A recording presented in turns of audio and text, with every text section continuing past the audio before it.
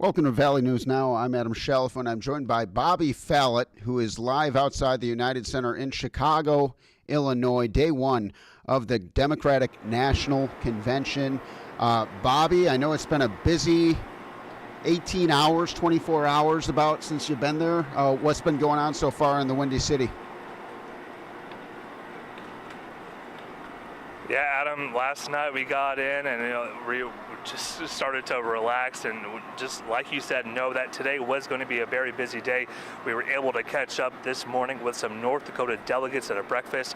We spoke a little bit to them, but Adam, I just want to let you guys know that there are some developments happening right now over in the United Center area, not necessarily right behind me, but a few blocks away.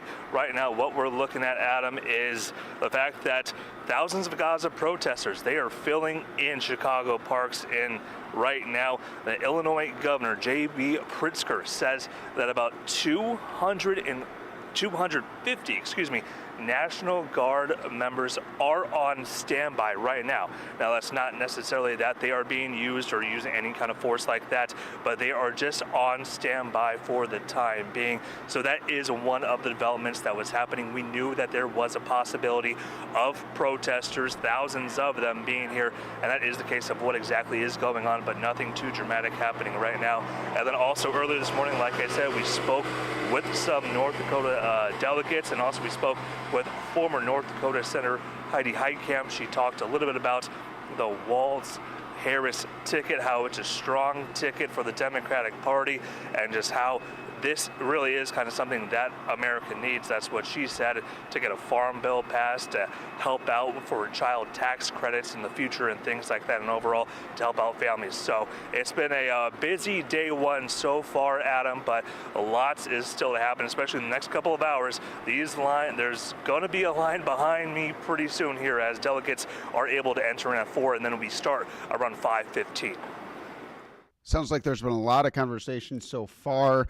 And what about the Republicans? Has there been any conversation about the Republicans, or what have they been talking about as well?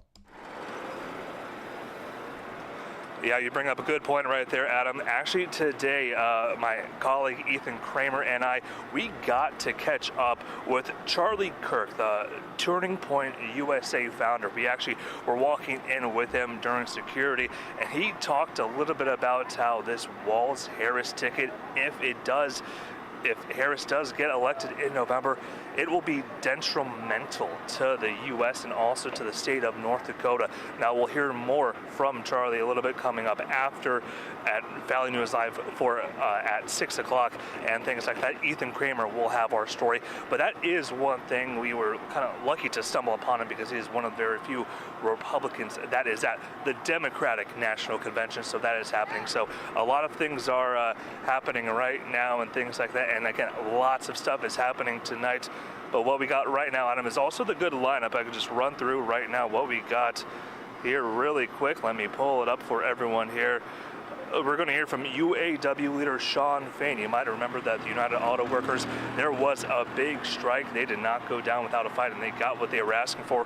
We'll hear from him.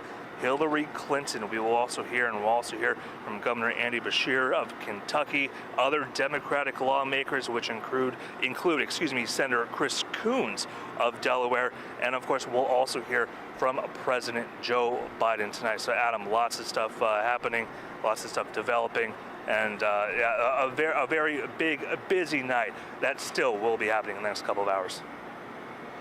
It sounds incredibly busy. And what's the conversation been around Walz? Obviously, that's not as fresh as it just was, but still kind of uncharted territory as far as having this convention with so much movement on the ticket itself. Yeah, well, right now, anyone that you speak to at this DNC, it was kind of the RNC. Everyone said that the Trump-Vance ticket, that was a strong ticket. the case for Harris Wallace here, that's exactly what's happening. Everyone feels that this is a strong ticket for the Democratic Party to be able to help families, whether it's lower grocery bills in the future, get a farm bill done, like we kind of mentioned earlier. That was one thing that former Senator Heidi Heitkamp really emphasized at the breakfast this morning, was if that happens, this farm bill gets done and we don't have to worry about it for another 5 years. They really emphasize that, and they are just also talking about rural America as well. That is one thing that everyone here seems to be emphasizing with this Harris Wallace ticket, Adam. And I know it's been a very busy night, continues to be a busy day for you. Is there anything else you want to touch on, anything else we can expect coming up this weekend from your live coverage in Chicago with you and Ethan? Well, everything seems to be going very calm, very smoothly right here.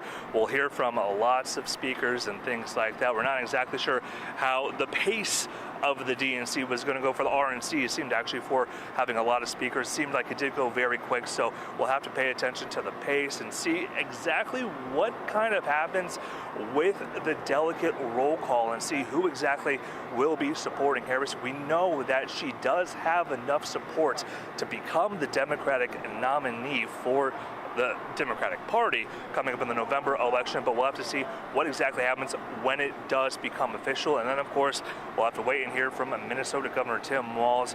That will be happening on Wednesday, his speech, and see if he will formally accept the VP nomination. But a lot to happen here, Adam, especially on day one. I think a lot of people are anticipating and are excited to see what President Joe Biden will say about Kamala Harris. I agree, Bobby. I think that's the moment the nation is waiting for, the official passing of the torch there.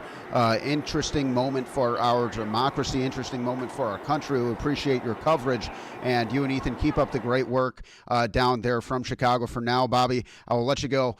Thank you very much, and we'll talk to you later. Adam, thank you so much.